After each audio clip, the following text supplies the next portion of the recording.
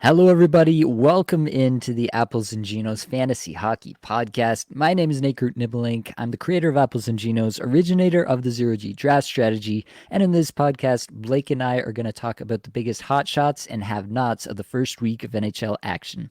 Let's get it.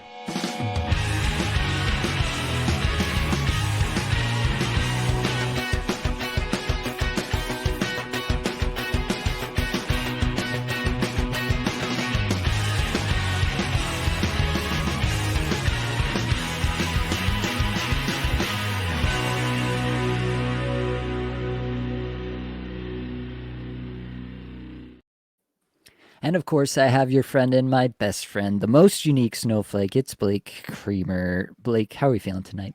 Oh, I love the snow. You go outside, you fall down in that powder, you make the little snow angel, you build a snowman.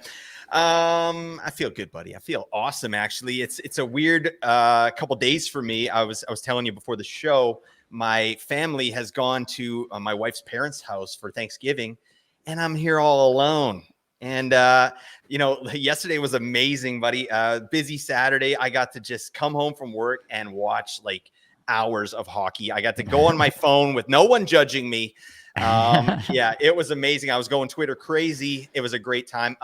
On that actually, but do you remember the last time you were like alone and the kind of crap that you would eat? I mean, I don't know. Do you have this experience? Like I literally have had peanut butter and jam for every meal, since my wife's been gone. Like what, I remember when I was like young, I was early 20s, all I would eat was pierogies. I would just bake pierogies and eat that. It's what the hell's wrong with me? Do you do this too? Oh, yeah. Exact same thing. Mac and cheese, then get some sort of like takeout for supper. Yeah. Do you ever I've been eat there. like old taco shells from the cupboard? You're like, I don't want to do anything. You're like, this will do. And then you just get in there. You ever do that? No, I'm gonna leave you out on that bridge Oh by God. yourself All right. there. Well, that's fine. I'll work on it. All right. Well, let's move on from our more despicable habits that our wives keep us from. Despicable. Oh my God. Let's get into the newsies. Right off the top, we got to talk about Joel Eriksson Ek. Took a high elbow in the game against the Kraken, couldn't finish. Seems like he may have broken his nose there. He missed the game here on Sunday, but he's expected to be back in for Tuesday when they next play. Jared Spurgeon also out Sunday. Didn't see that one coming. Lower body injury is what they're calling it. Jesper Wallstedt got sent down for now so they could call somebody up. But yeah, looks like Jeek will be back, but not much information on Spurgeon at the moment. So you'll have to keep your eyes peeled as we will as well, just to see what's going on there. Billy Husso was placed on waivers today by Detroit. A little bit surprising, but I think there's also like some cap stuff they're trying to do there, and they're honestly just not that worried. It may be that like the reason they went out and got Cam Talbot this offseason was just so that they could put Husso through waivers, and then if anybody did claim him, they wouldn't be totally lost without any goaltenders. So maybe that was all part of the calculus all along. But yeah, Husso put on waivers. Talbot had a terrific game. Obviously, what was it, 42 save shutout? So yeah, Billy Husso definitely not looking like the preferred option, but I still think it's pretty messy. I don't know, Blake. Do you have a favorite in the Detroit net right now? I mean, it has to be Talbot, but I wouldn't consider him a favorite. I Right. mean, he was sheltered last year with LA big time. Like that's well known. This guy's he's a decent goaltender, but 42 save shutout. I mean, that's not really indicative of the type of tendy that he is. So I don't know. One good game and you bounce Billy Husso. What are you doing? Yep. We'll have to see what happens next there, but yeah, definitely still a bit of a a bit of a worrisome situation for anybody rostering a Detroit goaltender. Moving over to the Leafs, Oliver Ekman-Larsson took over top power play mid-game on Saturday, played 25 minutes. It's definitely something to watch. I mean, I wouldn't be surprised if Riley was just right back there the next game, but also the Leafs power play just hasn't been great, hasn't been clicking to start the year, and so they wanted to try something new. Matthew Nyes also got a look there. They started with Max Pacioretty in for John Tavares, who missed the game with an illness. and then they went to Matthew Nyes about the same time that OEL came in for Riley. So they're trying some new stuff there, and it's definitely going to be worth your while to watch and see what happens next. Zach Benson is not 100% at the moment, as per Lindy Ruff. Might miss a game here, so definitely something to watch for your deeper leagues. He had been getting a look up on the top line with Thompson and Tuck, and that's obviously a good spot to be in, definitely streamer level territory at that point. But yeah, if he's going to be also battling some sort of injury, then that's going to ding his fantasy status for sure. Matt Roy was injured in the Capitals game, didn't get any update or timelines or anything, but lower body injury is what we got going on there. Macklin Celebrini, unfortunately, after the goal and an assist in the first game, is now considered week to week, been placed on IR. We'll have to miss at least until I believe it'll be this week on Thursday, would be the absolute earliest he can return, but it'll probably be a little bit longer based on the timeline given there. Yeah, hip injury there for Celebrini. Hopefully he can. I mean, I would assume this is what the Sharks are going to do. They don't have any major aspirations for this year. I don't think they'll just be looking to get him fully healthy and get him back on track and get him maybe back in the Calder conversation. Vince Dunn, day to day with an upper body injury, did not play in the game here Sunday after taking a hit from Marcus Foligno on Saturday night. So something to watch there. Yeah, I watched the replay of the hit. It was definitely a high hit, so you could speculate any number of things. Hopefully it's nothing too serious, and we can get Dunn back out there. Anything I missed, Blake, or should we move right along? We got to get to business, buddy. We got hot players. We got have-nots. Oh, my God. We're going to go buck wild over here. All right, let's go buck wild, as you Oh, yeah. say, with some hot shots. Top of the list has to be Dylan Genther here. 5 goals in 3 games. What can you really say? The guy's been going nuts. First in the league in individual scoring chances, 4 per 60 to top it all off. Just over 15 minutes average time on ice through 3 games, which is the only real sticking point right now. Is that, yeah, definitely Utah is going to play the top line a lot more than any other line, and with good reason. Like it's a good line for sure. But that might hold down Dylan Genther's ceiling. How are you feeling about Genther as of this point? Do you think he might even be a sell high just based on the deployment, or are you just hanging on for dear life? You're just loving it that the guy's got 5 goals in 3 games. Yeah, I mean, the only part that would be a sell high is just because of the deployment, like you said. If this guy was getting 17 minutes or per night, it would just make total sense. But yeah, that is worrisome, right? Like, 5 goals in 3 games, it's amazing. Like, I've got to watch a couple games of Dylan Genther now, and the release. I know everyone's talking about it, but you got to see it. Yeah. It's out of this world, man. He could be top 10 in the league with this release. Like, he might already be there. He's certainly the upper echelon of the league. So, I mean, I know that's high praise for this guy, but yeah, he's getting power play 1, all the power play 1. So that is really the important piece here. So that's going to keep his floor nice and solid. But yeah, 15 minutes. I don't like it. It's not where I want to be. So yeah, I think his ceiling will definitely be capped a little bit.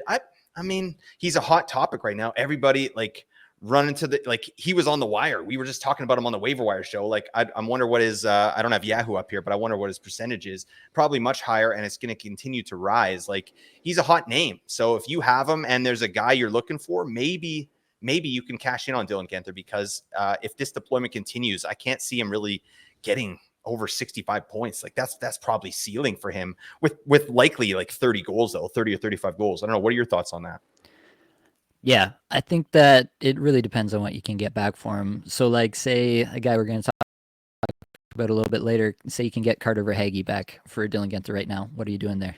Yeah, I think you got to go for Hagee 10 Yeah. out of 10 times there. I mean, yeah, like we'll talk about Verhaeghe in a little bit, but that's a no-brainer to me, I think. And that's reasonable, right? Someone Mm-hmm. might do that.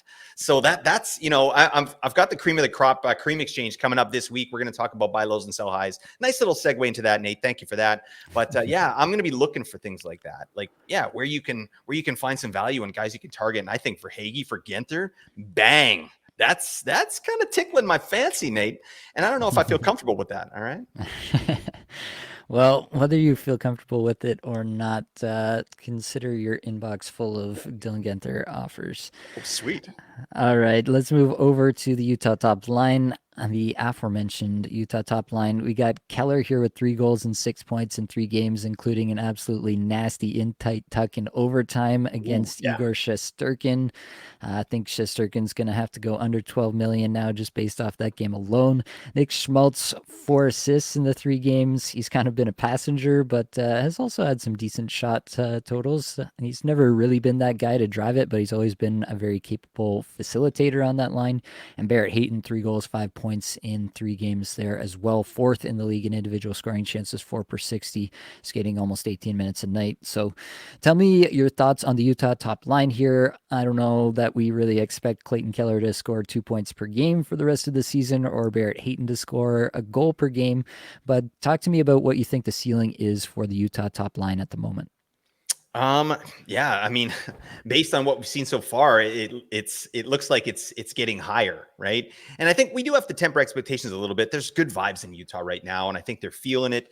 They rattled off 3 straight wins. In a couple of those, maybe they shouldn't have really had been in there. Like even that New York one, right? Like they were outplayed, they were outchanced, but they found a way to get it done. Right. And that's a sign of a good team. And I mean, these players in particular, like this line, Schmaltz, Keller, and Hayton, their Corsi 4 percentage at even strength is 63%. These guys are tilting the ice when they're out there. That's why they're getting so many minutes. Like, and it's a really well-built line. Like Hayton, I'm so glad to see Hayton getting some production here because we know what happened at the beginning of last year. He had very good metrics under the hood, but he wasn't converting, right? And he was a buy low for a long time until he just ended up staying low, and then he just got injured. So I'm happy to see this. Hayton is kind of the defensive anchor on this line. He's the guy helping break the puck out, getting the puck to Schmaltz and Keller. But yeah, Schmaltz is an amazing facilitator, and Keller is such a good skater and a great goal scorer too. Like I think point per game for Keller is probably where he lives, maybe with headroom for more if he really goes off. And Schmaltz and Hayton to me these guys got to be on rosters, especially right now. Yeah. Schmaltz in particular, I think is like, I was watching the game the other night there against the Rangers, and I saw a guy whip through. He was cutting through, some of the New York defenders. I'm like, who the hell is this? And it was number 8. It was Nick Schmaltz. He was zipping around. I couldn't believe how fast he was going. I didn't really know him as kind of a speedy skater, like a rush skater like that, but he was doing really well. So anyways, it's a great trio there. And I think, these guys should all be on our roster at this point. I mean, point per game for Keller, I think Schmaltz could hit 70. I think Hayton could probably hit 60 if they keep them together and they're able to sort of continue doing what they're doing here. Yep. Yeah, I think that all sounds about right to me. I think people are still underrating Nick Schmaltz. 59 points in 63 games in 2021-22. The next year, 22-23, has 58 points in 63 games. Last year, 61 points in 79 games. Obvious down year. Hayton got injured. Cooley wasn't ready for that job. Now they got the band back together and everything's looking up. So, yeah, I think 70-point Nick Schmaltz is a very real possibility this year. All right, let's move on down to Vegas. The top line, the power play situation there, it's all looking pretty good at the moment. I have Barbashev, Jack Eichel, Mark Stone, and Shea Theodore are the players to note here. Barbashev has 6 points in 2 games. Eichel has 6 points in 2 games. We're recording this, I should say, before the Vegas-Anaheim game here on Sunday night, so we may get even more fireworks, who knows, out of this game. Anaheim coming off a pretty big Saturday tilt there against San Jose. So yeah, they might be tired and maybe Vegas gets a little bit of an easy run here. Of course, I don't know why I'm speculating. Everybody who's listening to this already knows the outcome of that game. Tell us more about what you think is going to happen, Nate. Yeah, just so I can be wrong publicly. Yeah, that's what I'm doing to myself here. I appreciate that. Mark Stone, 2 goals, 5 points. Shea Theodore has a goal and 5 points. Everybody's humming, basically, is what I'm trying to say here. Talk to me about what you're seeing with Barbashev. Do you think this is sustainable? Talk to me about Mark Stone. You were pretty vocally out on him before the season. I was trying to tell people that it was okay to draft Mark Stone where he was going. Talk to me about all of this and how you think it's going to shape up from here on out. Yeah, well, one of the big surprises so far for Vegas is them even putting that line together. So you got Mark Stone, Barbashev, and Eichel, and it is humming, just like you said. So there's something different that I didn't really expect. And yeah, I think we have to adjust expectations a little bit. In terms of Barbashev, 6 points in 2 games, no. he's not that kind of player. This guy, he's the forechecker. He's the mucker. Get in there, get the puck, and get it to the big boys, right? But he's certainly upped his conversion. That is amazing, right? Like he made a really nice play the other night too. Like it's been a great start for Barbashev. There's no question. Like he's also a beefer who hasn't really been beefing so far, so that's fine. But I mean, those hits are probably going to come. But yeah, I wouldn't expect that to continue for Barbashev, but it's a nice piece. Eichel, we talked this man's praises all off season, and right out the gate, he's flying. Man, this guy does everything well. He's such a good facilitator, such a good goal scorer. Like the main knock on him was what he was doing on the power play. Right. He just wasn't as efficient there as he could be because he had 4 minutes of power play time last year and he only got 22 points. I think if he can get in the 30-point range, now we're looking at 90-point Eichel, just like we expected, maybe more, right? Like this guy, he does things at an elite level and he's obviously got a line that's cooking right now. And then Mark Stone. I mean, the funny thing is I drafted Mark Stone in one league because he fell to pick 222. I'm like, I can't look at Mark Stone's face on that draft board anymore. I have to pick him up. And boy, I mean, this guy's coming back with a vengeance. Obviously, he's playing very well with Jack Eichel. Like this guy's center for the past 2 years. The biggest empty calorie player in the league, Chandler Bing Stevenson. All right. This guy goes out, plays 20 minutes. He just has a Coke and a smile. He doesn't care. Now he's got Eichel.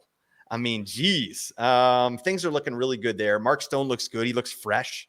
So I don't know, like if you picked him up, good for you. I'm sure you got him at value, right? And as long as he's healthy, sure, we could see 70 to 80-point Mark Stone. But here's his game totals over the last 5 years: 55 games, 37 games, 43 games, 56 games, and 65 games. He can't stay healthy, damn it. So, and he has chronic injuries. So I am expecting Mark Stone to have some, have his load managed, giggity. But, so far, so good. I mean, that line is a wagon, right? So, yeah, I'm loving this line. I think tonight they're going to eat, too. It might be ugly there in Anaheim. All right. Blake's on the record, too. Thanks for joining me in that take that they're about to get absolutely no smashed. one cares about. Yeah. We know the score, you idiots. I guess... Yeah, my thesis with Mark Stone was where you're getting him, like it really didn't matter if you missed time, basically. Yeah, totally. You're just going to take the 70-point pace when he was healthy and deal with it when he goes on IR, and you're going to be happy no matter what. Shea Theodore, I think that was a bit of a surprise, right? We had heard there was a direct quote from Bruce Cassidy in the preseason saying, I think that Hannafin is going to be our guy on Power Play 1. And nope, it's just Shea Theodore all the time.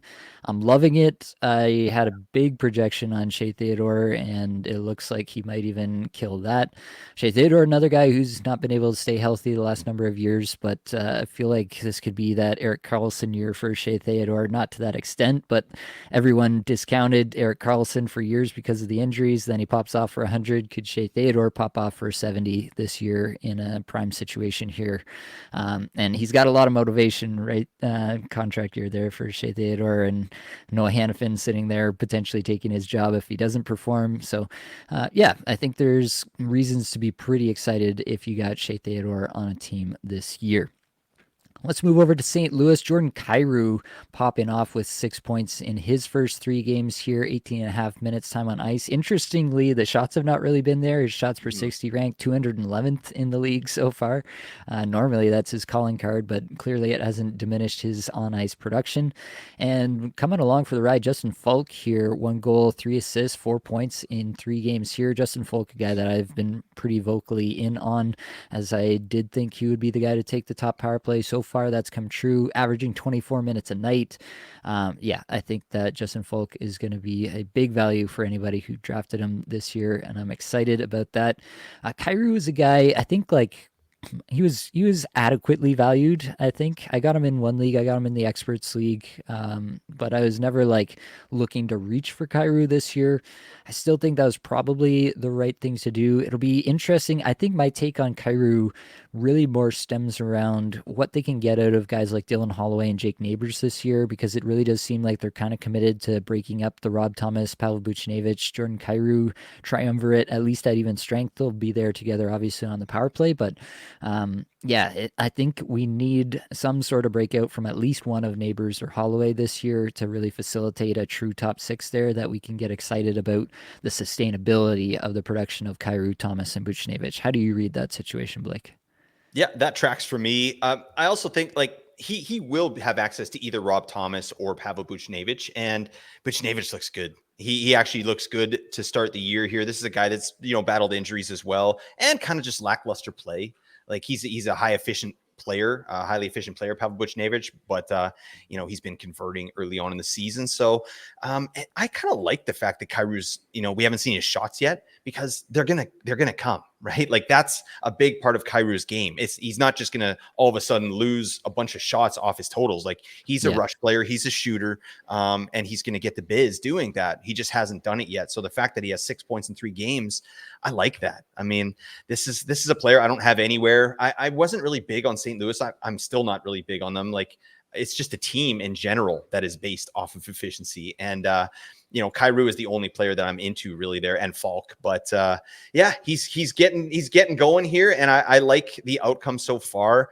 I don't even think it's a sell high. I think it's going to even out a little bit, but I do feel good about the production for Kyrou. All right, let's move along. We got to talk Matt Boldy and Kirill Kaprizov, two players that we talked nonstop about this offseason. Couldn't shut up about these two guys.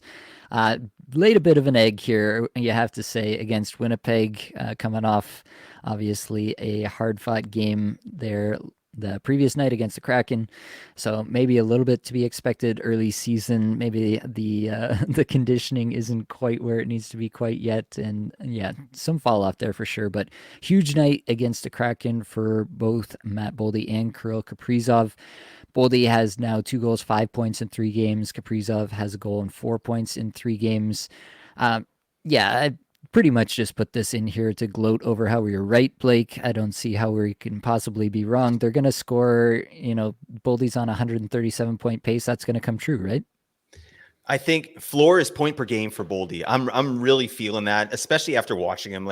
And I did watch the game here on Sunday against Winnipeg, and they stunk, but they were tired. You could tell they were gassed. The commentators were like, "These guys are gassed," and it was very clear they were bobbling the puck, but they weren't against the Kraken there in that game that they lost. So, or did they lose that game? I don't know. I'm probably messing that up, but they looked really good in that game. So yeah, I think they'll be back. They just need a little bit of rest. Obviously, Jeek was out, but he'll be back on Tuesday, so that's going to be a net positive for the team as well.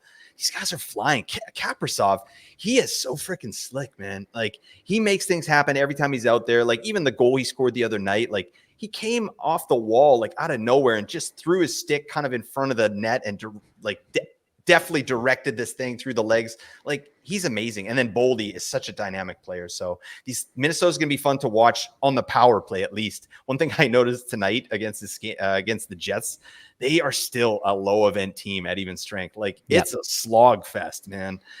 Which is pretty rough, when you got such dynamic players. So I'm hoping they lean into the rush a little bit more, but I doubt they will because they've got kind of a proven track record with this thing. For sure. All right, let's move along and talk about Jonathan Huberdeau. This is a guy that you were a little bit into, and he's got 3 goals, 5 points in the early going here. We're still mid-game here, heading into the third. It's tied 1-1. Hasn't managed anything in this game against Edmonton so far. The Battle of Alberta going on as we record, but definitely a huge hot start for Jonathan Huberdeau. What are we thinking about this, Blake? Are we adjusting expectations yet? Is it just one big game? What are you thinking about him as of now? I watched him the full game against the Canucks there, and he looked really good.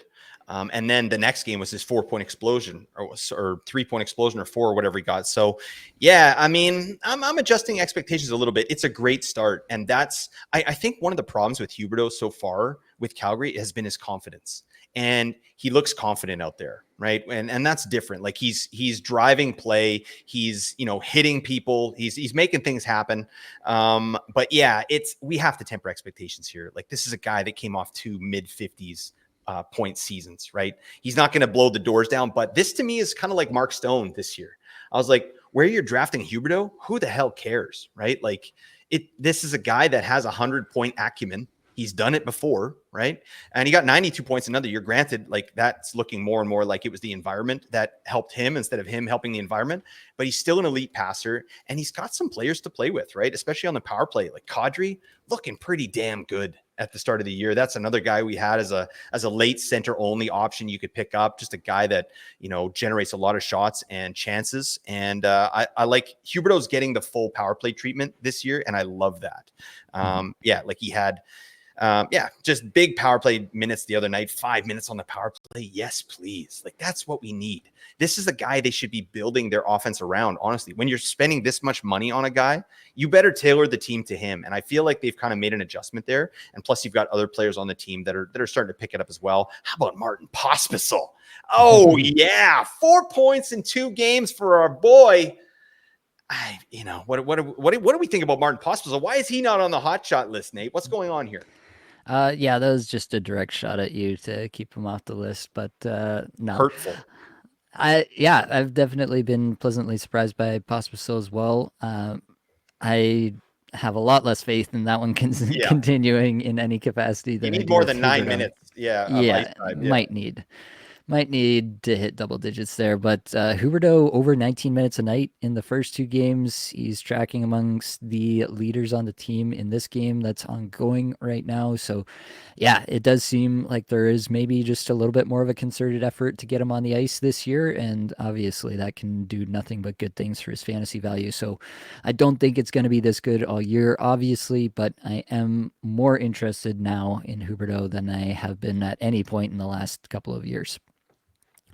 All right. I didn't put it on the list, but we have to give a hat tip to the Devils' third line: Stefan Nason, Paul Cotter, Eric Haula. Like, this is crazy stuff. 5 points in 4 games for both Nason and Cotter, and 4 assists in 4 games for Eric Haula.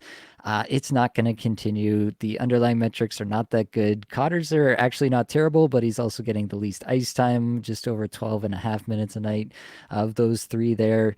So, yeah, I don't know if you want to add anything there, Blake. I think this is just a hat tip. Nice 4 games for these guys. They've got a Monday, Tuesday back-to-back to open the week here, so maybe in a deeper league you can stream these guys. But if you're expecting these point totals to continue, I think you should look elsewhere.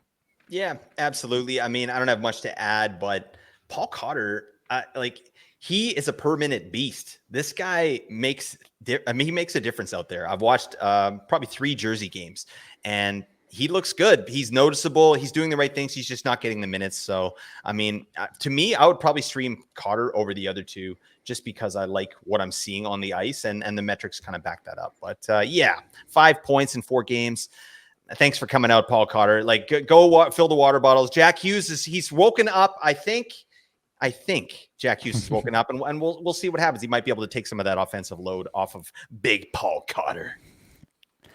Nice. All right, let's move over. Before we get into the have-nots, though, I do want to take a quick moment to talk about the Apples and Geos Patreon. $2 a month, access to patron-only live shows. I will be doing a live show for the patrons only after I do the Puzzling Players live stream on Monday night, just after 8 p.m. So the patron-only show will probably be somewhere around 9 p.m., seeing how the Puzzling Players goes, but definitely $2 a month. Get yourself in there, get access to that live show. Ask me any questions you want when you're in there. We'll have a good time. $8 a month gets you the Apples tier, gets you those patron-only live shows, also gets you patron-only Discord channels in the Discord server, gets you show notes. You'll get the show notes to this show that we're doing right now. Get show notes for the waiver wire shows, including all our rankings and everything, all that stuff that you want to be looking at every single week. And it'll also get you access to the Apples and Geos player evaluation tools, updated this year to provide to the public. You can compare players directly and see which kind of ads and trades you should be making. Only for the true degenerates out there, we have the Genos tier. $15 a month gets you all of the previous perks and every single question answered by myself, guaranteed.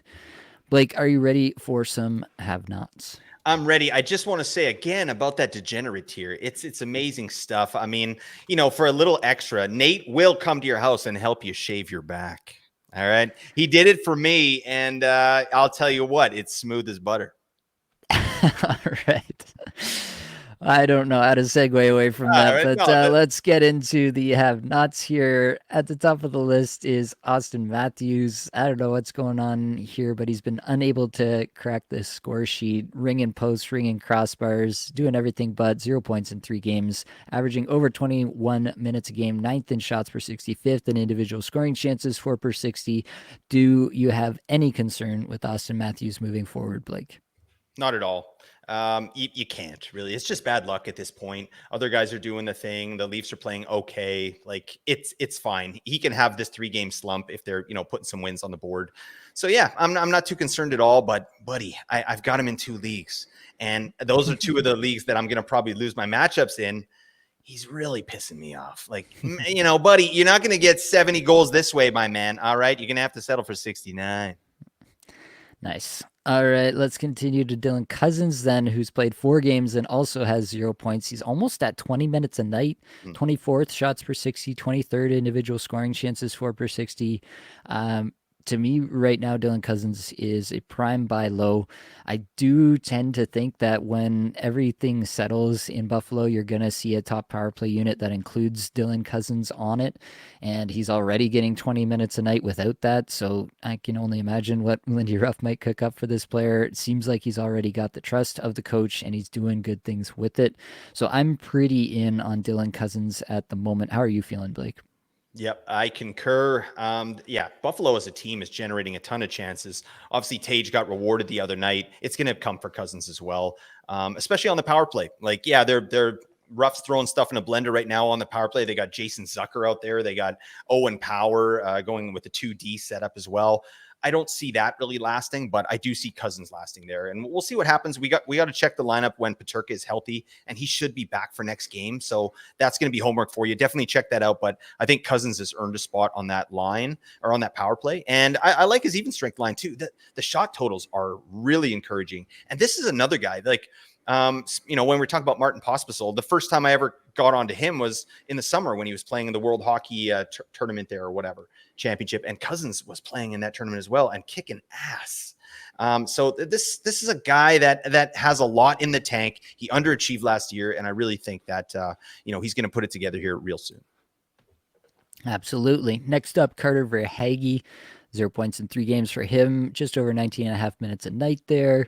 Underlying numbers are okay, but not exceptional. And now we've lost his center in Alexander Barkov for the next 2 to 3 weeks, I think is the official statement that's out there right now. So, how are we feeling about Carter Verhaeghe? Do we have trust that Verhaeghe can kind of do it all on his own without that center? Can Anton Lundell fulfill that role well enough that Verhaeghe can do what we expect him to do in terms of the projection? How are we feeling about Verhaeghe at the moment, Blake? Yeah, it's not a great start, right? And unfortunately, you had to spend some good draft capital to pick up Verhaeghe this year, right? Because of what he's done historically. And then obviously winning the Stanley Cup. We had to pay the price to get Verhaeghe this year, and it's not a great start, but I'm not too concerned. I mean, even without Barkov there, I feel like this is a guy that just does so many good things, especially at even strength. Like he's the year 2022-23, he had 73 points in 81 games, and he was getting minimal power play time. That's only with 13 power play points. So he was one of the best even strength players in the league that year, and he can do that. And I'm just not too concerned, but Florida looked bad in their last game. They really kind of got caved in, and their systems fell apart, and they're hurting with some injuries. Losing Barkov is a big thing, right? And to have Anton Lundell step up and try and fill those shoes, it's not really something you can fill, right? So they're going to have to adjust a little bit without Barkov. But, that said, Kachuk was out on that game as well, right? With the illness, you get Kachuk back in the lineup, you got a different looking team. So I'm not too concerned. You got Boqvist actually back in the lineup as well. I mean, hopefully they gave him more than 10 minutes here in the next game. I don't know what the hell was going on with that, but yeah, Verhaeghe's good to go. I think you're safe still for a 70-point player with like 30 to 35 goals. But yeah, hopefully he gets going here real soon. For sure. Next up is Jake Neighbors, who, despite getting some good deployment in the early going, has no points in his first 3 games here. 201st in shots per 60. That doesn't feel very good, but 64th in individual scoring chances, 4 per 60. That gives me a little bit of hope. Obviously, with all these players, we're talking about really small sample sizes here. I like to take a 5-game sample. That's my kind of preferred sample to take. Otherwise, one bad game or one really good game can skew these samples way too much, in my opinion. So that's where I land on that. It's not encouraging, but it's not the end of the world. I'm gonna actively try to not read too much into, especially the first few 3 games of the season or whatever, just because so much weird stuff does go on in those first few games as the teams are all feeling out their new systems, their new coaches, whatever has to happen. Yeah, just a lot of weirdness in the first little bit of the NHL season for sure. The all nice numbers looking pretty solid for him, though. I still have some hope for this player. He bangs, he does that. How are you feeling, Blake? I still think I'd like to hold Jake Neighbors in most spots. Yeah, he's a hold for me as well. I think with this deployment, like he's getting reasonable, like actual time on ice, just over 19 minutes last game, and he's getting power play 1. So with access to Robert Thomas at even strength and then the power play, I think it's going to come, right? This is a guy that, granted, he's not really, he's the sniper on that line. He's the guy at the end of passes, right? Yeah. So he's not really setting up the play. He's not driving the play. He's getting in position and he's letting it rip. So that just hasn't happened for him as of yet. But yeah, I have a lot of faith in this player. Actually, it's only been 3 games. We don't want to overreact too much here. He's I think he's dual eligible too on Yahoo, which is really nice. And he bangs. So yeah, this is an asset you want to hold on to for at least another week and see what he's able to do here. I agree. Let's head over to Chicago, where Tyler Bertuzzi has not done what we were promised. 0 points in his first 3 games there, 16 minutes average time on ice. Underlying numbers not looking so hot. And outside of being on the top power play, which he has maintained, he has not gotten any even strength exposure to Connor Bedard, really. And that's pretty disconcerting and pretty disappointing for Tyler Bertuzzi managers. What do you think about Bertuzzi at this point, Blake? Are you dropping him? Are you holding on for better days ahead? What are you thinking? Drop it like it's lukewarm. What are we doing with Bertuzzi on our team? Get the hell out of my sight and fix your tooth. No, just kidding. Not about the drop. I'm probably not holding Tyler Bertuzzi at this point. I don't think there's any need to. Like, I'm barely holding Toivo Teravainen, and he's popping the hell off. You know what I mean? So I think, yeah, we got to temper expectations. Like, he's going to do better than what he's shown here. But yeah, no access to Bedard at even strength, that makes a difference, right? And even when he did have a little bit of access, nothing was doing, like we saw it in the preseason, nothing was really going on there. Whereas Teravainen and Bedard, they actually got a little bit of chemistry. And Bedard's even talked about that. So I feel I didn't think that Teravainen would be the one of these two that I'm actually more into, but I am now, right? Like it's just sort of the way it's gone. But yeah, Bertuzzi, like, he's got to get the biz with what he does, right? Which is shoot the puck, man. And he's not doing that, right? He's got to play a north-south game, shoot the puck, get in the other team's face, cause chaos, and he's not exactly doing that. So granted, it's only been 3 games, and Chicago's not a good team, although they trucked Edmonton the other night. What is going on? I don't know. But yeah, I think we're still looking at probably like a 45-point player here in Tyler Bertuzzi. It's impossible not to do that. I love Todd Bertuzzi. He's one of my favorite players. Also missing teeth. So yeah, it runs in the family. Anyways, yeah, Bertuzzi, I'm not interested in. Teravainen, I am. So I don't know. Figure that one out.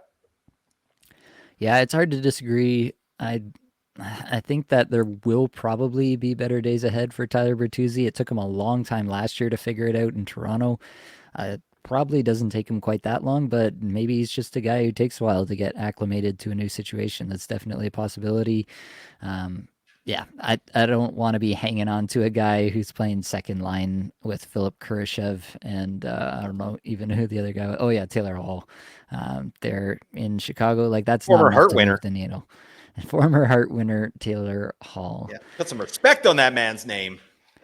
Another name that a lot of people have put a lot of respect on in drafts this year, but has not returned anything, is Mika Zibanejad. It has been rough for Mika Zibanejad in the first couple of games. Obviously, very small sample. I'm going to say that again. Only 2 games. Skated almost 20 minutes, 264th in shots per 60. That is not going to cut it for the people who are hoping for a good season, like just an okay season from Mika Zibanejad this year. Yeah, I've talked about a little bit in the off season about how Zibanejad is really concerning to me. It's very clear that the new top line there is the Panarin line. I think you tweeted about it, Blake, but Lafreniere, I think, had the most even strength and time on ice in the last game. Like, it's very clear that this is now the second line with Zibanejad. He is really good on the power play. That is basically what Zibanejad exists on your fantasy teams for. He's still that guy, in my opinion. I don't think that goes away anytime soon. I think you got multiple years left of Mika Zibanejad and scoring 30 plus power play points. Yeah. But it is concerning that he just seems totally unable to generate anything at even strength at this point. And so, yeah, I'm concerned. I don't have Zibanejad anywhere, but if I did, I would be concerned. Are you thinking about selling a Zibanejad share if you had one, Blake? Or are you hanging on, hoping for better days and then move off? Or are you just not concerned in general with the slow start? Um, I'm not super concerned. It's only been 2 games, right? But and he's only had 1 shot in 2 games. That's not going to continue. But you can't sell him. Like, who's buying Zibanejad after this? He played 24 minutes the other night. He was -4. Like, he was on for almost all the goals. So that's not good, buddy. Might be time to pull a Panarin, shave the ponytail. All right. We got to get the biz on that, Zibby. All right. Let's quaff it at least. Let's do something. Get some product in there, poof it up, back comb, crimp it.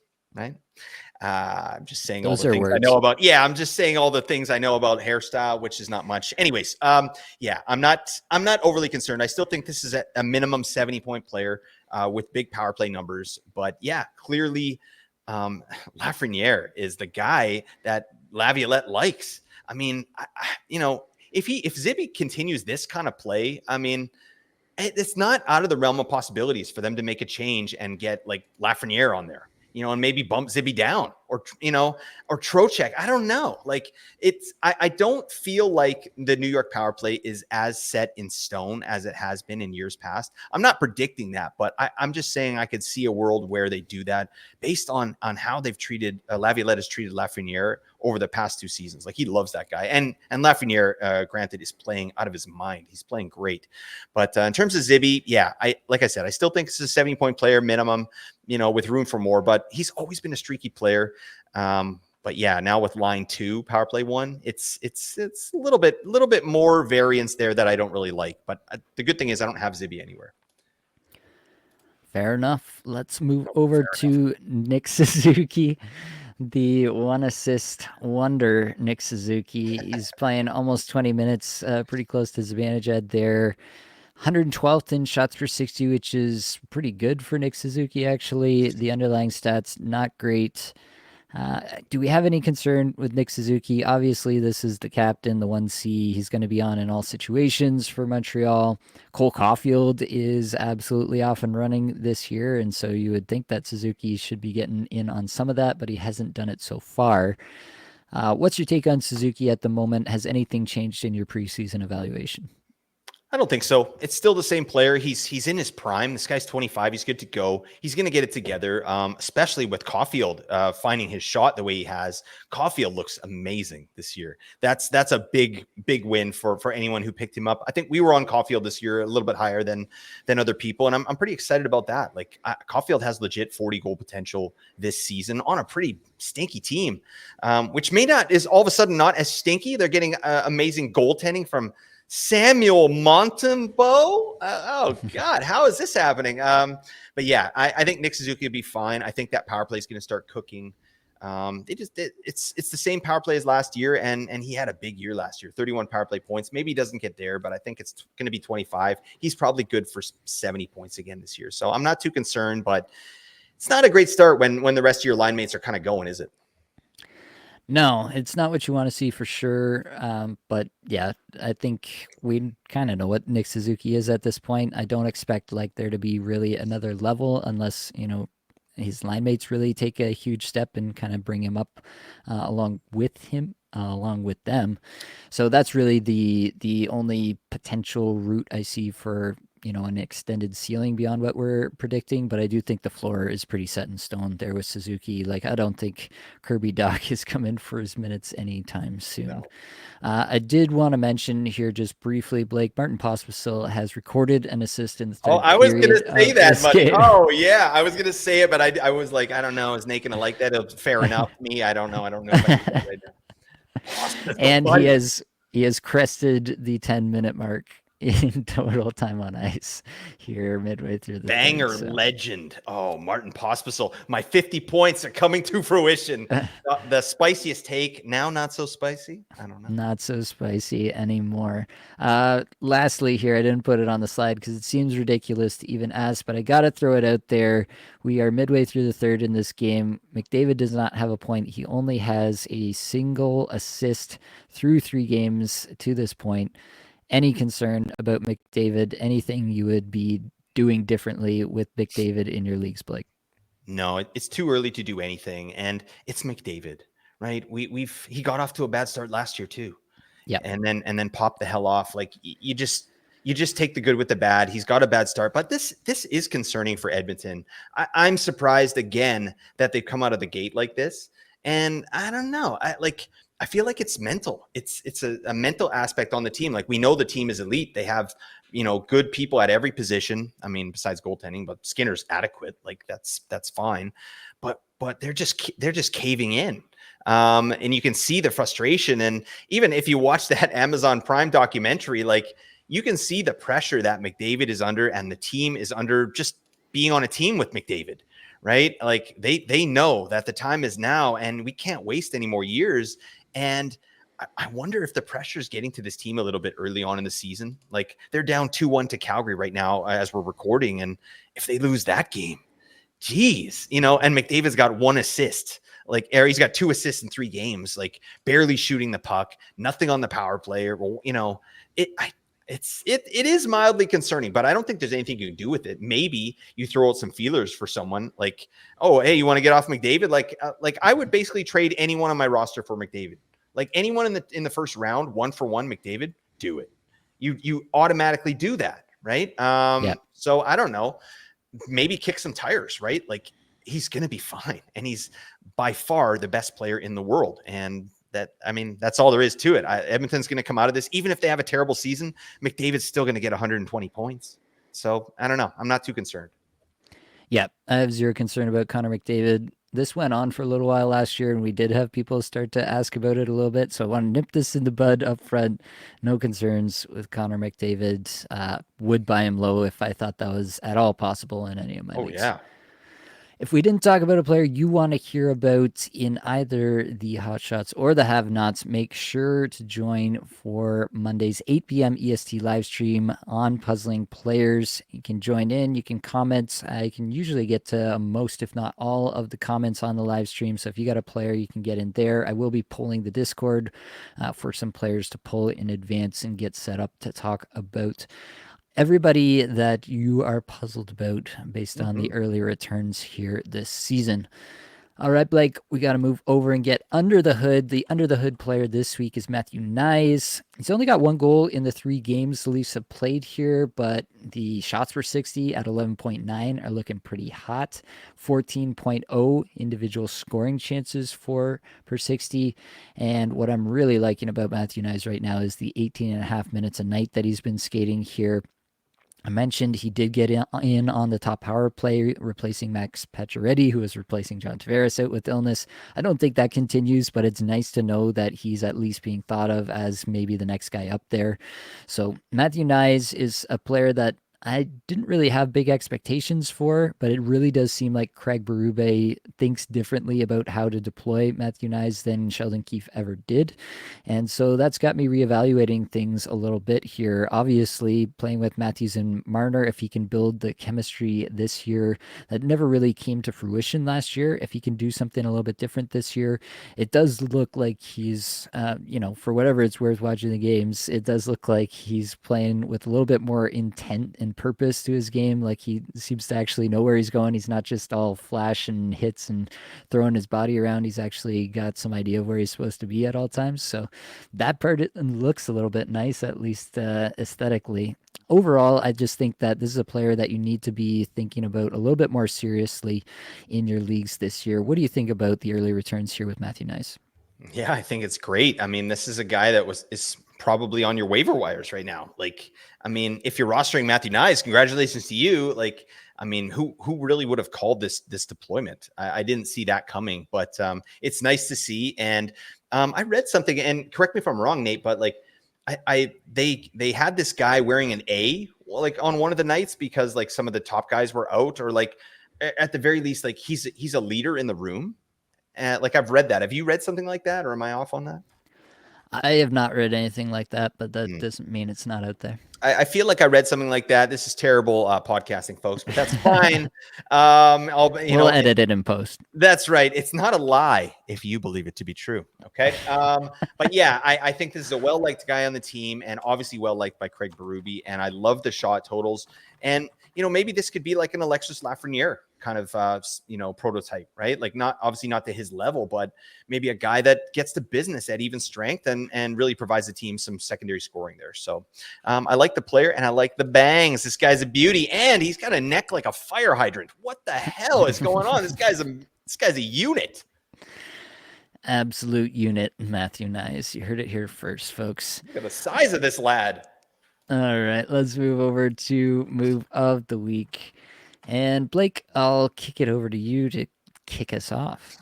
Yeah, move of the week is a segment we do, just trying to detail one of our moves that we did in our leagues and try and talk about some strategy behind it. And the truth is, I didn't have any groundbreaking moves this week. Like I'm in 9 leagues, and I kind of was just, the first week, especially for me, is kind of just letting things settle. You know what I mean? And that's sort of what I did. I tinkered with my lineups, and one of the things I did was I ended up dropping some of the guys that I was really high on. Think guys like Matty Beniers, Pierre-Luc Dubois. I wasn't high on him, but and even Adam You weren't? Fantilli. Oh, well, slow down. No, hey, You can't just drop that in there. Well, I'll tell you what. I was on him for 60 points. All right, as high as I can be on a player that's I'm predicting to get 60 points. That's how high I was on PLD, and I still predict he will get that. But I can't hold him through a 1-game week. My God, no. So anyways, yeah, I dropped those guys in the spot, all just to try and fortify my teams, right? And I guess my point is that we need to be fluid with our rosters, especially with players that are upside plays that we drafted later on. Like, obviously, I'd love to keep those players until they hit, but at some point, you need real production over expected production, right? So yeah, we need to adjust quickly. I just find the beginning of the season a bit wild, and you may have to jump on some guys that are getting prioritized early, and don't be afraid to do that, right? Don't be afraid to set yourself up for the future. And that's my TED Talk on fantasy hockey. Nate, what do you think about that? I like it. Yeah, definitely you need to not be tied to your previous takes. I think that's something that fantasy managers, one of the biggest pitfalls for especially newer fantasy managers. Yep. They read all the off-season content that everybody puts out, ourselves included, but we're going to be wrong about stuff. But the difference between the good fantasy managers and the bad fantasy managers is that the good fantasy managers take the new information and they make adjustments based on it. So definitely agree there. For myself, I had a really tough choice to make here in Cacuffle, Tier 1 Cacuffle this week, neck and neck with my opponent. Like, I just checked it right now. We've both got multiple players playing, and I have 215 points. He has 218.95. So I'm really hoping for a goal from one of my guys here. Still got Vetrano going in this late game, so maybe Vetrano can net me a goal and I can eke out a W here. But either way, I had to make a choice for my final ad of the week, and I really needed to take a look between Mikael Backlund, Mason Marchment, and Tyler Seguin. Really kind of stood out to me as the top 3 guys, at least in terms of deployment and how they've been playing. Mason Marchment was the one that I ended up going with. I did think about Backlund because I already had Blake Coleman on this team, and that would kind of correlate together. If one scores a goal, maybe the other one gets an assist, and you kind of buoy yourself up that way. Is a good way to look at it in general. But Calgary only has 2 games played next week. That would really really hurt, it would probably just be a 1 game stream of Backlund at this point. And Marchment I could fit in for Tuesday and Thursday this upcoming week. And we already detailed in the waiver wire episode. If you haven't listened to that, you definitely should go back and listen to that. We got 5 teams this week that play Friday, Sunday. And so I'm going to have lots of options after that Thursday game for Marchment to move on from him. But Marchment also had the best underlying stats by a fair margin here. He's been playing really well. That third line, I don't know if it is a third line, really. Who knows what's going on in Dallas on any given night? Anyone could have the most time on ice, it seems like. Aside from Wyatt Johnston, who's an absolute stud. Moving on, I went with Marchment. I think it was the right move. It doesn't really seem like it's going to come to fruition for me in this particular game here, but I am going to get 2 more games at least out of Marchment, it looks like, next week. And so, yeah, I think when you have like 3 players that kind of all look a little bit similar in what they can provide to you for this immediate game, then you look ahead to the next week. Like, that's what you do. You think about your initial matchup, what I have to do to win today. If everything's looking like pretty much the same, then you look ahead and you say, okay, if I pick up this guy, when am I dropping him? And it really did seem like there's that natural drop point after the Thursday game for me with Marchment, where with Backlund, I was probably going to be dropping him earlier than that. So all that to say, yeah, these are the kind of decisions you have to make, the kind of things that I'm thinking about with basically every ad that I'm making. So hopefully that's helpful for somebody out there, that they can kind of think through some similar things. It especially comes home to roost on these Sundays where you're looking to make that one ad to try to push you over the top. You do also have to keep in the back of your mind what's happening the following week. All right, we do need to unfortunately recap the head-to-head streamer deathmatch. Blake, I will cede this one to you. You picked Dylan Cousins. He did not score any points, but he still outscored Jack Quinn, who did put up an assist finally in this last game here on Saturday. But Cousins had 11 kickoff points versus Quinn's 6.5. And so the season series is officially starting off 1-0 for Blake.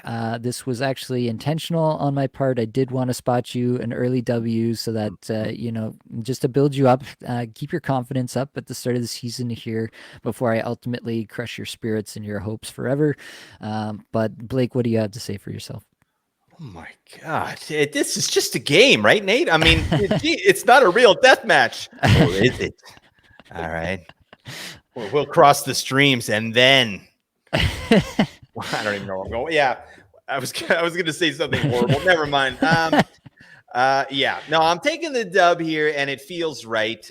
Just like I did last year. Took a bunch of the first ones. You spotted me a big lead, and we're unable to make up that deficit. And I'm predicting and projecting that will happen again. All right, so I'm taking the 1-0 dub. I got Casey Middlestat locked and loaded, and I'm feeling great. Although your Granlund stream, I actually really like that. The guy had 24 minutes the other night. Jeez. Yeah. Like if he's going to get that kind of deployment, I'm going to be in tough. Middlestat had 22. So what am I talking about? Yeah, Blake's got Casey Middlestat for this week. I've got Mikhail Granlund, both playing 4 games. We will check in again in the waiver wire show to see how that's going. But I think we've reached the end here. If you made it this far, make sure you click the link in the description. Join the Discord community. Like, rate, review, subscribe, comment. Actually, if you could leave us a review on Apple Podcasts, I said this last year a bunch, but yeah, we'll read them. If you do leave us a review, then we will read them out on the air here. Like to see those. Would like to get a few more ratings in there as well, both on Apple Podcasts and on Spotify. So if you could do that for us, that is really just the best way that you can kind of help us out with what we're doing here. Help us get in front of more folks on those applications. I think that's all that we've got for this episode, though. Hopefully it brought you some value, helped you get a little bit better at fantasy hockey today. All the advanced stats you heard today came from Natural Stat Trick, which is a terrific free resource. Many thanks to the band there for supplying the music for the podcast. Be sure to check out their Spotify as well. That's it, folks. Much love.